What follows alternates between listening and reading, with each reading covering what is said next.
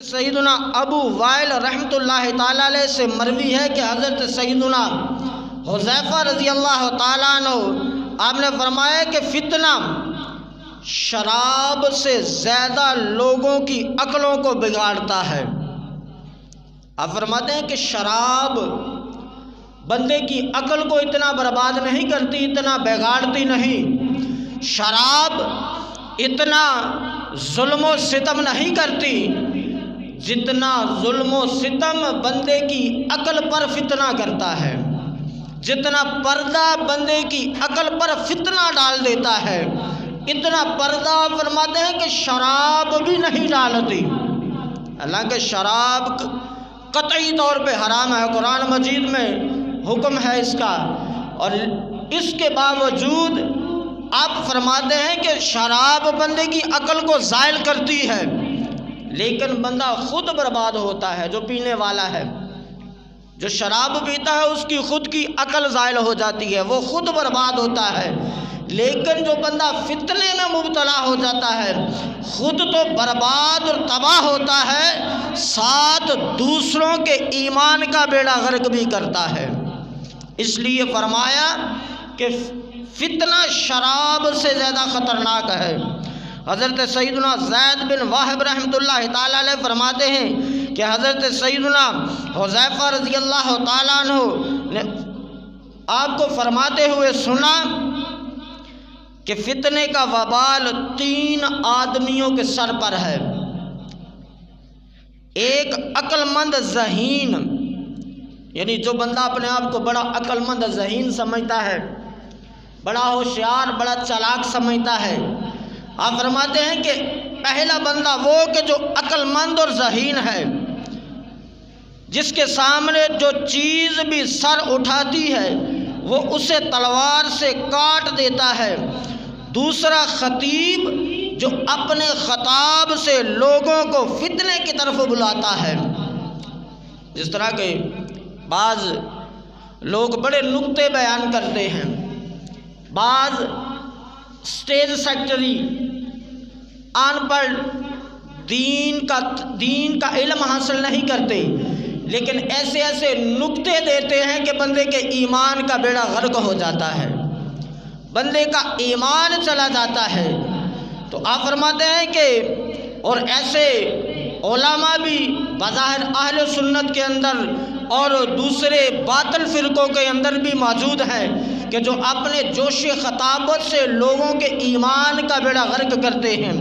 آپ فرماتے ہیں کہ دوسرا خطیب جو اپنے جوش خطابت سے لوگوں کو فتنے میں مبتلا کرے، اور فرمایا کہ تیسرا بادشاہ وقت، حاکم وقت، کہ جو لوگوں کو فتنوں میں مبتلا کرتا ہے، اور پہلوں کے 2 کے فتنے یعنی ذہین اور عالم کا فتنہ، منہ کا فتنہ، اسے منہ کے بل مارتا ہے، اور بادشاہ کا فتنہ اسے اس وقت تک نہیں چھوڑتا جب تک وہ تباہ و برباد نہ ہو جائے۔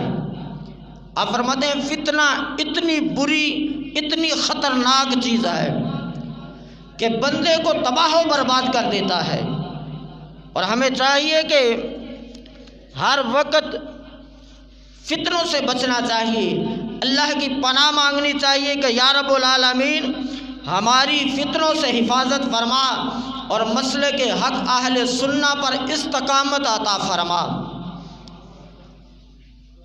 حضرت سیدنا ربیع بن خراش رحمۃ اللہ تعالیٰ علیہ سے مروی ہے کہ ایک مرتبہ حضرت سیدنا حذیفہ بن یمان رضی اللہ تعالیٰ عنہ امیر المومنین حضرت سیدنا عمر فاروق رضی اللہ تعالیٰ عنہ کی بارگاہ سے واپس لوٹے تو بیان کیا کہ ہم امیر المومنین کی خدمت میں حاضر تھے۔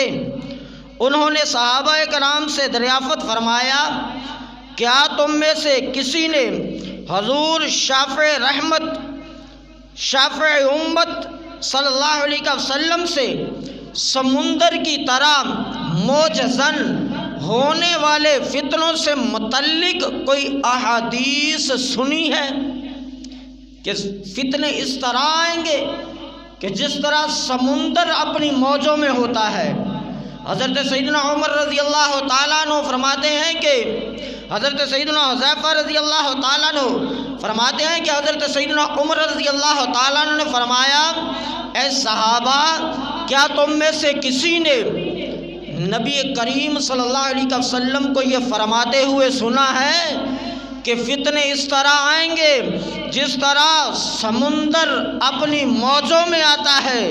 سب صحابہ خاموش رہے اور میں سمجھ گیا کہ آپ کی مراد میں ہوں، چنانچہ میں نے عرض کیا، جی ہاں میں نے سنی ہے۔ فرمایا، اللہ عز و جل تیرے باپ پر رحم فرمائے، تم نے ضرور سنی ہوگی۔ پھر میں نے حدیث بیان کی کہ دلوں پر اس طرح فتنے چھا جائیں گے جس طرح کٹی ہوئی کھیتی۔ جو ان فتنوں سے نفرت کرے گا اس کے دل پر سفید نقطہ لگا دیا جائے گا، اور جو انہیں پسند کرے گا جب تک زمین و آسمان قائم ہیں اس کے دل کو کوئی، اور جو انہیں پسند کرے گا اس کے دل پر سیاہ دھبا لگا دیا جائے گا۔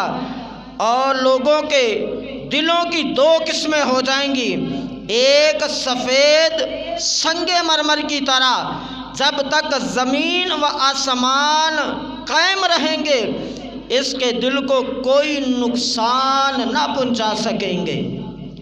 فرمایا، جو بندہ فتنوں سے نفرت کرے گا، بچے گا، اللہ رب العزت اس کے دل کو اس طرح کر دے گا جس طرح سفید سنگ مرمر ہوتا ہے۔ اور فرمایا، جب تک بندہ دنیا میں رہے گا اللہ رب العزت اس کی حفاظت فرمائے گا۔ اور فرمایا، جو بندہ اور دوسرے کا کالا راکھ کر دے گا، اللہ رب العزت جو فتنوں کو پسند کرتا ہے اس کے دل کو کالا راکھ کر دے گا، جیسے عمدہ کوزہ اس کا ایک پہلو جھکا ہوگا۔ حضرت سیدنا ابو یزید رحمۃ اللہ تعالی علیہ فرماتے ہیں، پہلو جھکا ہونے سے مراد یہ ہے کہ وہ تو کسی بلائی کو نہ پہچانے نہ کسی برائی کو جانے سوائے اس خواہش کے جو اس کے من کو بائے۔ بڑی اچھی بات کہی آپ نے۔ آج کے دور میں فی زمانہ یہی صورتحال ہے۔ آپ نے فرمایا کہ جو فتنوں سے نفرت کرے گا اس کا دل سنگ مرمر کی طرح سفید ہوگا اور رب اس کی حفاظت فرمائے گا۔ اور فرمایا کہ جو فتنوں کو پسند کرے گا رب اس کا دل راکھ کر دے گا، کالا کر دے گا۔ اب نہ اسے کوئی اچھائی اچھی لگے گی نہ برائی اسے برائی لگے گی، اسے وہی اچھا لگے گا جو اس کے دل کو پسند آئے گا۔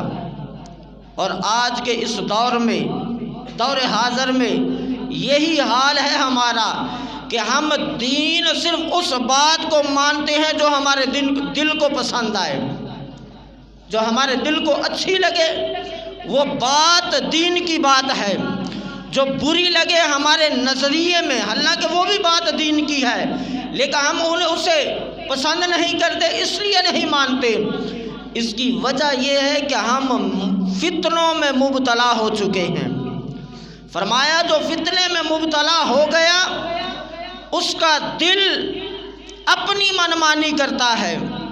اب علماء اگر سمجھائیں تو جو باتیں اچھی لگیں اس کو ہم مان لیتے ہیں، کہتے ہیں اچھی بات کی ہے۔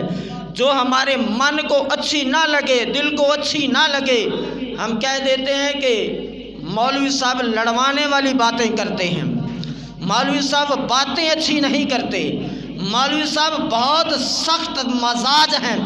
حالانکہ علماء اپنے گھر کی بات نہیں کرتے، اپنی عزت اور اپنے ناموس کی بات نہیں کرتے۔ علماء بات کرتے ہیں تو دین مصطفیٰ کی بات کرتے ہیں۔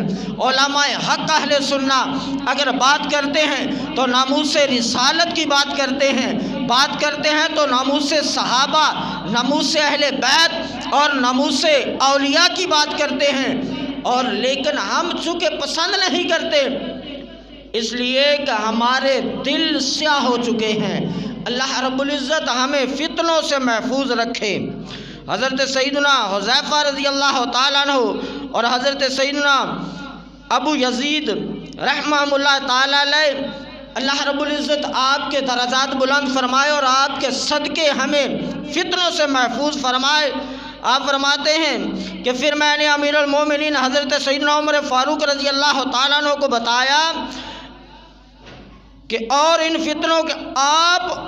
فتنوں کے درمیان، یعنی حضرت عمر رضی اللہ تعالیٰ عنہ اور فتنے، فرمایا عرض کی کہ حضور آپ اور ان فتنوں کے درمیان ایک دروازہ ہے، آپ ایک دروازہ ہیں فتنوں کے درمیان، لیکن افسوس کہ ان قریب اس دروازے کو توڑ دیا جائے گا۔